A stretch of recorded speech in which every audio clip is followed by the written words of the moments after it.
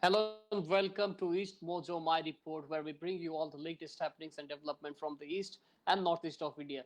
This is Chandan Pandit, Tripura correspondent, and today I will be your host. We are also joined by the other correspondents. We have Sally joining us from Manipur, we have Irani joining us from Itanagar, Arunachal Pradesh, and I'll be giving you the updates for Assam as well.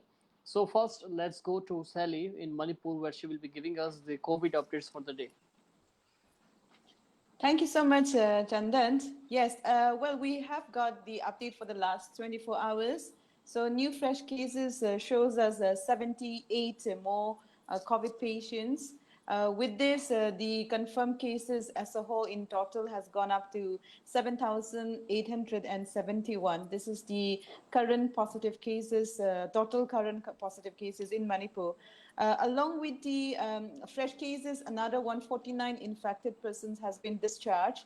So the recovered cases as of now stands at 6,340. So right now, 1,585 is the active cases. So out of these 1,585 active cases, 1,283 are from the general population and 302 are from the security personnel. In today's 78 fresh cases, it says that, no, not 78, sorry, 93 are from the general category and 18 are from the security personnel from the Central Armed Police Forces.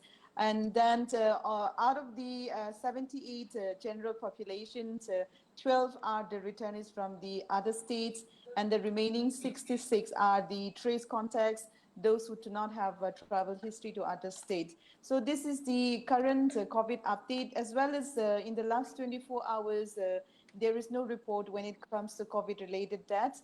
But so far, the pandemic has claimed at least 46 persons when it comes to COVID-19. So yeah, this is all I have for the COVID development from Manipur. Chandan. Right, Sally. Thank you for the COVID update. I will get back to you. There is also a report from Manipur that the government, that Manipur youth wins COVID-19 COVID Soldier Award. So we'll get you the update later. But now I'll be giving you the Sure. COVID updates for other state. The COVID updates coming in from Sikkim for the day. Sikkim has so far reported a total of 1,910 COVID-19 updates. This includes a total of 1,371 cured recovered case. The number of active cases in Sikkim now stands at 534, while the number of deaths now stands at 5. So this is something about the COVID-19 deaths that has been reported in the state of Sikkim. And now I'll give you the COVID updates for this. Mizoram has so far not reported a single COVID-19 deaths, and the number of total confirmed cases in the state now stands at 1,428. The recovered case in Mizoram stands at 830, while the number of active cases now stands at 598, whereas the number of persons who migrated from the state and their samples tested positive stands at 2.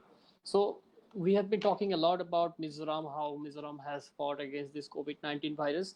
And yes, so far, since March, when India started reporting a number of COVID-19 cases, India underwent lockdown 1, lockdown 2, lockdown 3, and then unlock measure 1, 2, 3, 4.0. But so far, not a single COVID-19 death Mizoram has reported, and that's an example for the rest of India and the Northeast.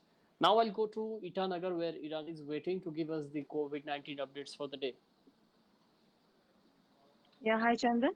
Hi. So, starting my live report from the COVID-19 update, uh, with 435 active cases, Capital Complex, which includes Itanagar, Naharlagan, Nirjuli, and Bandardewa area, uh, is at the top of the list. However, 1,428 people have already recovered, uh, Hmm. followed by West Siang with 218 active cases, and only 99 people have recovered so far. If we talk about the overall data, active Hmm. cases are 1,732. 4,379 people have already recovered from COVID-19. With 10 deaths, the state tally is at 6,121. So, Chandan, I also want to mention about a report which was published on Saturday, the day when those 5 abducted youths were, handed over to the Indian Army in Right. CB2 area under Anjao district of Arunachal Pradesh. So the same day, we spoke with the family members of those youths, and as most of the family members are in Nacho, which is under Upper Subansiri district of Arunachal Pradesh, Right. there there is no electricity and no network or connectivity. Mm-hmm. So no mobile connectivity. So I only could speak with two of their family members. So Right. one of the family members, expressed his uh, his experience throughout those 10 Mm. days, Mm. because the youths were abducted on 3rd September and they were released on 12th September. So Right. approximately 10 to 11 days. So in those days, the family members had many sleepless nights, and Mm. how they were going through that pain, how they were confused. Because previously also in the month of March, one Mm. 21-year-old was allegedly abducted by the PLA from the Mm. Asapila sector of Upper Subansiri district, Right. and he was released approximately after 20 days. Mm. So now as there are tensions going on in between India and China, as we have seen the reports every day in the Ladakh area of India, so we can see that the family members were quite tense that whether at this time when the tensions are going on, whether the Chinese PLA would hand over those youths to the Indian army or not. But Mm. fortunately, they did it quite early, as previous previously, as I've already mentioned, they took around 20 days to release one guy, and this time it was for 5 youths. Right. So they shared their experiences, and it is already published in our website www.eastmojo.com. So I would request our viewers to go and read that article. And it was quite an experience for me also to talk to them, and how they have faced and how they are happy, Right. and after the 5 youths came back to India. Chandan. Right.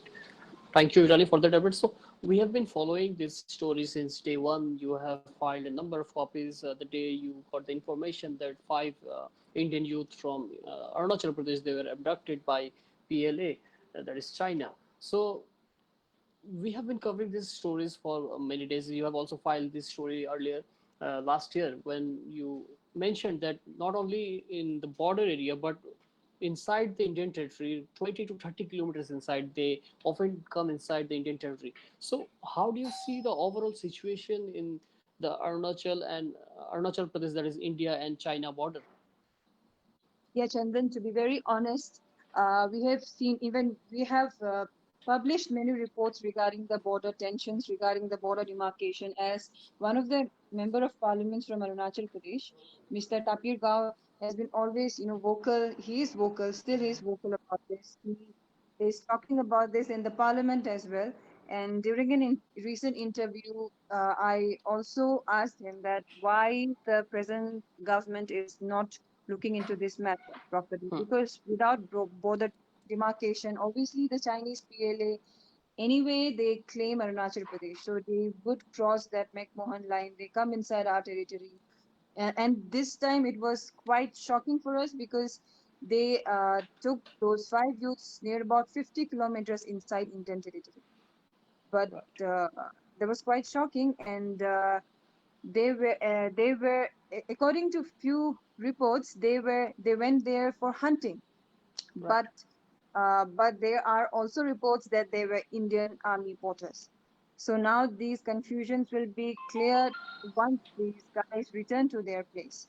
So we hope that they are fit and fine and they will return in after few more days, so that after that maybe EastMojo can publish a good report on this. Right. Chandan.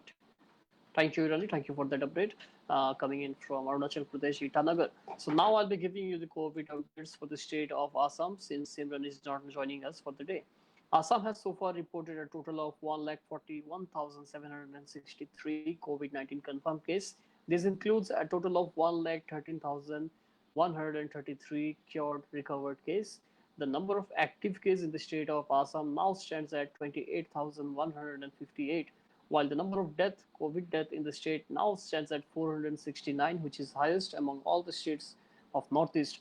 After Assam, Tripura is followed by 200 COVID-19 deaths. I'll be giving the updates later. And the number of persons who migrated from the state now stands at 3. So this is the overall situation of Assam's COVID-19. Now I'll go back to Sally and get the details. She has already published a copy, which is Manipur Kangzhou District Youth wins India's COVID-19 Soldier Award. What is it all about, Sally? Yes, thank you so much once again, Chandan. Yeah, this specific online campaign is being run by the Better India, where there's a young youth, in fact, he's just a 26-year-old youth from Kamjong district in Manipur, has been named as the India's COVID Soldiers Award for this specific week. So it has a cash amount of rupees 1 lakh, and of course there are some recognitions towards his selfless act towards fight towards his contributions when it comes to the COVID-19 fight. As I spoke with him at the moment I received the information, yes, he did mention that since he is from Kamchong district, which is one of the a new district which has been constituted in our state. During the lockdown imposed by the state government in the month of March, the initial first week he was waiting that the district administration as well as the concerned department will be taking some actions or taking some various initiative when it comes to the pandemic, tackling the issue. But then there was no such initiative. So what he had came up with was he started with a small kind of a crowd funding on his Instagram, where he started receiving donations from various well-wishers as well as like-minded individuals. This is how he started, and the money that he had received from the crowdfunding, he could manage to purchase at least 8,000 kgs of rice, 3,000 kgs of towels, and other safety kits, medicines, and soaps. And he distributed to at least 3,000 families of that constituted of around 35 villages, which is mainly based on the remote areas across the those interior villages which is situated along the Indo-Myanmar border. So yes, this man's name is Mathanmi Hungyo. He is from Kamchong district, and his actual village name is Ningjao village. That's one of his. In fact, his village also lies in somewhere around the remote areas in the Indo-Myanmar border. So out of this, those money that he had raised from the crowdfunding, that's how he was helping all the villagers living in the remote areas. Not only that, he had reached out with the Wipro foundations for collaborations, and this specific foundation agreed for a collaboration, and they sanctioned rupees 5 lakh for the relief work. Later on, he also reach out to the let me just check. Yeah, Azim Premji Foundations, and he told me that before he initiated this specific program, not a single BPE kits was available in Kamchong district. So in fact, after he reached out with the Azim Premji Foundation, and they collaborated, and this is how they sent at least 300 BPE kits as well as 795 masks in Kamchong district. So that's how he was the first one who brings in, especially the BPE kits, and he distributed it to the healthcare workers, not only those working in Kamchong District Hospital, but he also shared the same BPE kits to districts of Ukhrul. This is one of the hill districts, and None district. So it's a kind of definitely it's a selfless act, and he's working very hard towards this COVID-19. In fact, he deserved this specific event. So it's kind of like it's an inspiring story, and a lot of people should be appreciating him, and we should learn such kind of work done for the society. So yes, I request our viewers, because the detailed story I cannot give on this live report, but I request our viewers to log into www.eastmojo.com and go to Manipur section news. You will find this inspiring story. Chandan. Thank you, Sally, for that update. Right. a guy like a 26-year-old inspiring people across the northeastern India. He, like Sally just mentioned, he himself arranged 300 PPE kits and 8,000 kg rice, 3,000 kg dal, kits, soaps, and other things for the families who are in real need of this. We know the importance of PPE kit at a time when the frontline workers are working around the clock to save the lives of those who are infected by this virus. And we hope that this 26-year-old youth inspire a lot many more people from not only from Manipur but from the whole of northeastern India. So now moving further, now I will be giving you the updates for Nagaland since Mado is also not joining us for the day. So Nagaland has reported a total of 5,214 COVID-19 confirmed cases. This includes a total of 3,897 recovered case. The number of active cases now stands at 1,289, while the number of deaths in the state now stands at 8. Also to inform you that the number of migrated patient from there stands at 18. The current status that I have just informed, it stands at 5,214. The district-wise breakup, if I give you that, 70 of them are from Kohima, 60 are from Dimapur, 1 from Mon, another 14 COVID-19 patients recovered, 9 from Kipre, 7 from Dimapur, 1 from Mon, and 131 new cases were detected in the last 24 hours from the state of Nagaland.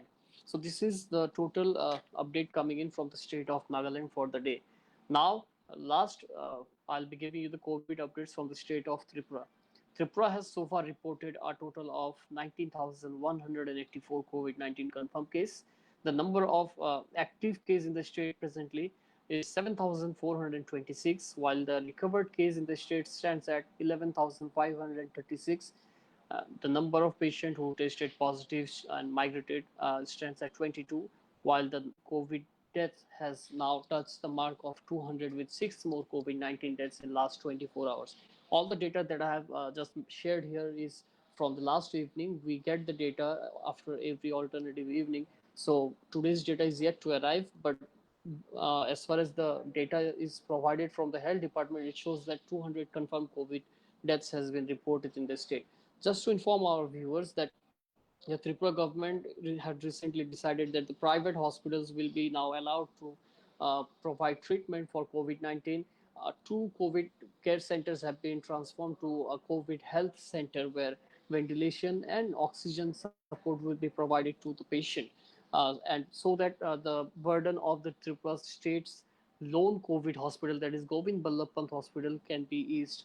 So this decision came at a time when the opposition leader and a number of stakeholders and doctors, they came up and they started protesting. They started highlighting the loopholes. Recently, the former health minister, he himself visited the hospital at late at night around 2, and he, along with an engineer, he tried to fix the oxygen supply, and it was restored at around 3 in the morning. So following the series of allegation and reports coming in from the state's lone COVID-19 hospital, the state government has finally decided that a number of changes would be done so that the kind of treatment which was provided earlier can be improved, and the management which was being also questioned by the people can be now developed for an overall treatment of the patient across the state. Chief Minister also said recently that all the district hospital would be provided with the infrastructure that requires for the treatment of a COVID patient.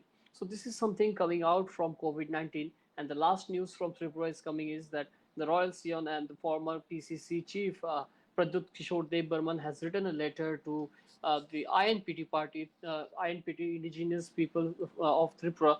The chief Bijay Kumar Rankhol, he has asked him to come together. He has wrote a letter in an attempt to bring all the indigenous party in one dais, in one stage, so that ahead of the ADC elections, the indigenous parties who are not supporting the BJP and the CPIM, former state government was held by the left front government, and now it is the BJP and IPFT, which is also indigenous party.